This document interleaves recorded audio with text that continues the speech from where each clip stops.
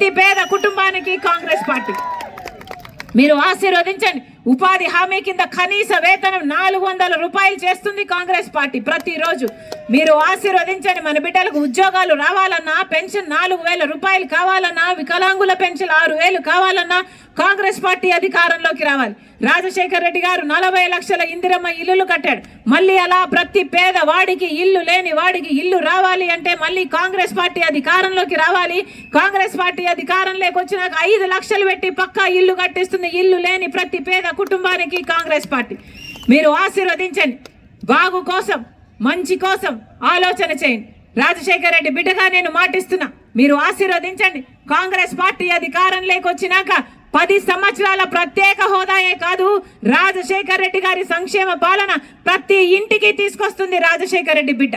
మరొకసారి Congress party MLA అభ్యర్థిగా శెట్టి గంగాధర్ అన్న గారు నిలబడుతున్నారు. మీ అన్నగా ఆశీర్వదించండి. మీ అన్నగా ఆశీర్వదించండి. మీ గొంతైతాడు, మీ బలమైతాడు, మీకు అండగా నిలబడతారు. మీకు ఏ కష్టం వచ్చినా మీకు అవైలబుల్గా ఉండే మనిషి శెట్టి గంగాధర్ అన్న మనస్ఫూర్తిగా ఎంపీ అభ్యర్థి, ఇండియా బ్లాక్ ఎంపీ అభ్యర్థి, CPI candidate, CPM candidate Appal Narsaiah గారు గొప్ప మెజారిటీతో గెలిపించాలని మనస్ఫూర్తిగా కోరుతున్నాం. అన్న, పార్లమెంటులో మీ గొంతు వినిపించే వాళ్ళు కావాలి. ఇప్పుడు